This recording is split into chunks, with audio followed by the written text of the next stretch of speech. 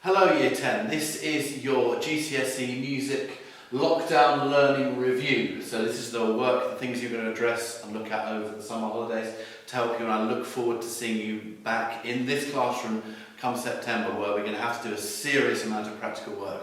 So I'm afraid for the moment you have to get used to a little bit of me on videos and more of kind of Google Classroom type approach. So in this session we need to be recapping, revising and consolidating lockdown learning on Beethoven's Piano Sonata, Purcell's Music for a While and Killer Queen by the band Queen. Obviously two of those pieces, namely Purcell and the Queen piece, are things that we've learnt about during lockdown. We were just finishing the Beethoven Piano Sonata before lockdown happened. So these are the most important things that we have to learn from these pieces. The absolute bare minimum in terms of vocabulary, in terms of context and concepts that we need to know from these pieces. Obviously I'm recording this little bit of video now, watch the video of the lesson, so this goes along with the slides that are in the presentation, and I'll link the videos to the slides so you can watch me and watch them both at the same time.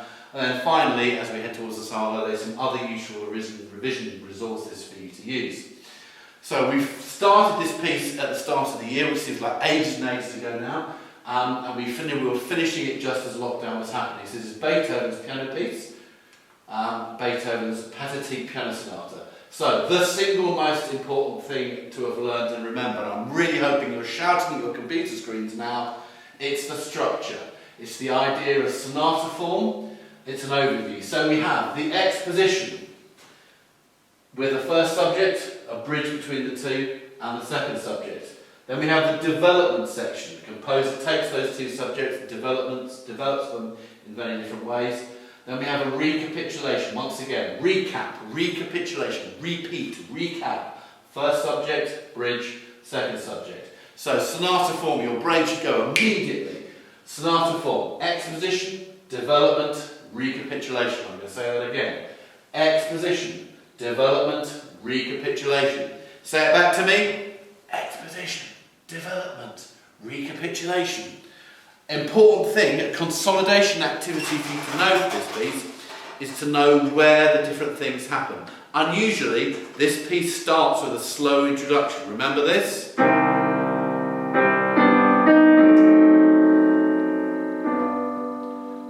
So there's your introduction. So for example, do you know where this tune happens? Do you know where that tune is? Played a few wrong notes there. It's been a while since I've played the piano. So, do you know where that tune is? Here it is. Can you remember about this? Accompanies. It's a pedal point. It's a murky bass. It's two C's in my left hand. Put the two together. Where is that in this structure? Is it the first subject? Is it the second subject? Does it happen somewhere else? So, being able to recognise where the tunes of the piece fit within the subject is very important. And I say it again, sonata form, exposition, development and recapitulation. So that's your basic Beethoven things. Remember, it's a long piece to listen to all the way through. Keep listening to it all the way through. And there's a podcast on it. Sorry, you're saying my voice is boring, but there you go. It's a long piece, so a long podcast. So you have all these things to help you. We started in lockdown at this point then. Purcell, that's Henry Purcell's Music for a While. Same process. What are the most important things to have learnt and remember about this piece? The ground bass. Henry Purcell uses a lot of ground basses in his music. So he composed a song Music for a While over a ground bass. And the ground bass is a constantly repeating bass pattern over the top, which the tune and the harmony and everything else happens. So it's a set of variations on chords outlined by the bass notes. And again, it happened a lot in 17th century music. Purcell, who was an Englishman, uses 87 different ground basses in his pieces, in his output, in the pieces he wrote during his life. Specifically, the ground bass in Music for a While is 3 bars in length and is based on a 4-note sequence made from notes a fifth apart. So 4 notes, but each note is 1, 2, 3, 4, 5 notes apart, which rise and alternate with notes a sixth apart, which go down. So again, 1, 2, 3, 4, 5, 6, going down. So going up, 5, going down, 6. Overall, you hear the ground bass 12 times repeated in the song Music for a While. Remember, this is music for a stage play. This is music for a play that has its origins in like Greek mythology. There is the ground bass. I'm going to try and play it and look at it at the same time whilst I do this. So I'll do it slowly.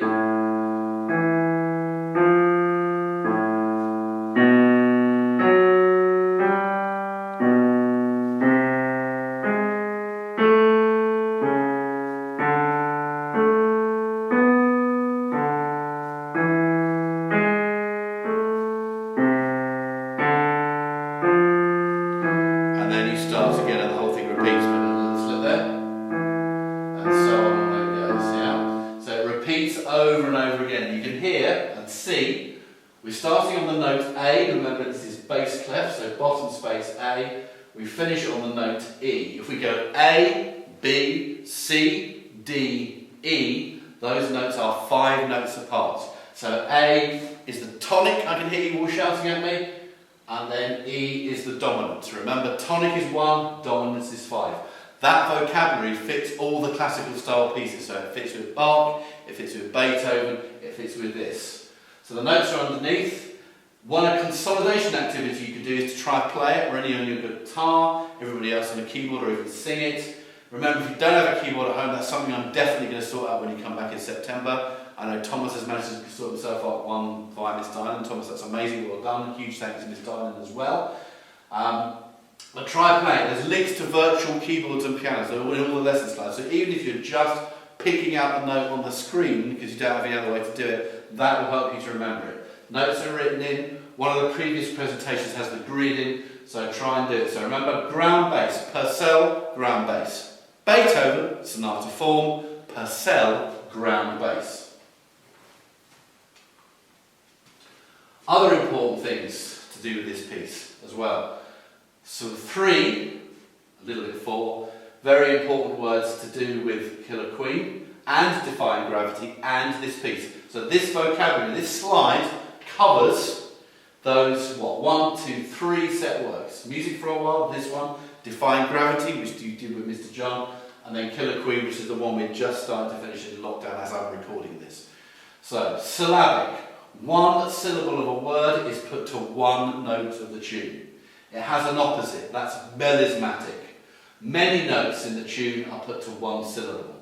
I'm wandering, because wandering, if you wander, I'm now wandering across the camera, wandering back again, I'm moving. So to portray that in music, you want lots of notes to go with it. So syllabic, 1 syllable, 1 note. Melismatic, I'm going to say that again slower, melismatic, or melisma, is its opposite, so many notes to put to a syllable, and it helps to convey the meaning of the music. So syllabic, melismatic are opposites of each other. That leads us to word painting, using music to better convey what the words are about. So e.g. on the word drop, which has lots of repetition because things are dropping, falling off. The pitch of drop goes downwards. So that's word painting. So the fact the notes are going down in the melody helps to convey the meaning of the word drop. It also happens in Killer Queen, it also happens in Defying Gravity. All these things, these words are specifically to do with melody. Think your elements of music. Melody is one, rhythm is another, harmony is another, texture is another. So in this case, all to do with the idea of melody. So syllabic, its opposite, melismatic, and then word painting. So this covers not only what we've been doing in lockdown, which is music for a while, but also covers us for Defying Gravity and Killer Queen. To keep, remember, I've got this thing in my hand, so I'll have to keep walking across. So here's some specific examples in Purcell's Music for a While. Start of the song is syllabic until the end of bar 10, and one of the first things we're going to do in September is to pick up your scores. So we've got a score for home and a score for here, just in case. So starts melismatic, starts syllabic, then becomes melismatic on the word wandering. As explained, I'm wandering, so I'm going to have lots of notes to help me convey my wandering, yeah? And this is an example of word painting as well, yeah? So here's the music. So wandering has lots and lots of notes, and it's going downwards. Yeah, so wandering, we start on an F, we go all the way down. Here it is. Start on an F, go all the way down. Yeah, Yeah, so lots of those notes all along with the wandering. And then pains being eased and eased. Once again, you can see here's the ground bass again in the bottom of the piece. This is where it starts, and it just keeps going over and over. So this music in the ground bass of the left-hand music, bass clef, is always there. Yeah, one of Purcell's and others' favourite devices to use. So melismatic or syllabic, both examples there. Another one, just briefly talked about word painting, bars 12 to 14, where the word pain and eased are put to a discord. A discord is a clashing chord. The note E in the tune is against D and F in the bass, so that's the pain. Here's an E, I put it against a D, I put it against an F, that one particularly, that's quite clashing as a sound. So that's, we're having pain that's being eased. So again, the music is helping to portray the meaning of the words, get those words across strongly. Yeah, we have a dissonance or a discord, which is clashing notes, and then it resolves onto something called a consonance, and that's chords that fit together, what you would think of as nice sounding chords. Again, in the music, it's shown in green. So red, discord for the pain, and it's eased to green, red again, eased, so pain literally. It's like taking like a musical paracetamol. It helps your headache go away, yeah? So that's melismatic, syllabic and word painting. Final one we've been doing for about the last 2.5 weeks is Queen's Killer Queen. It's harder to identify the most important thing, even if you get nothing else about this piece, but we're going to take it down to the use of harmony. Most bands of the 1970s, when Queen first became famous, obviously a version of them is still going today, but Queen's use of harmony and chords is much more sophisticated than your typical pop song. So we've got chords in root position, that's normal chords, that's triads. Here's one. I'm playing C, E and G, I'm playing them all together. And I can put a 7th note, so if I say C, count up to 7, I get to B. So I put that in there. Immediately it sounds more interesting. I can also make the B flat. And that kind of works as well. So the chords are diatonic, they're in the key of the piece. Diatonic meaning in a key. We've got some chromatic chords. Chromatic is like the black and white notes on a piano. And we've also got circle of fifths. That's something that coincidentally goes back to Bach and Beethoven.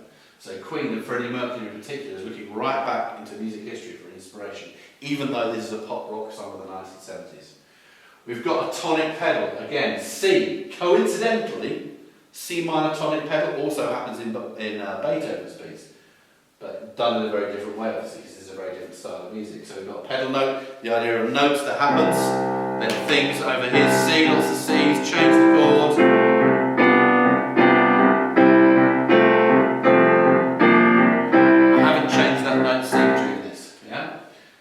So pedal note we just revised, which note is the chord or dominant? Again, we've just done that in relation to Beethoven. Tonic is 1, dominant 1, 2, 3, 4, 5.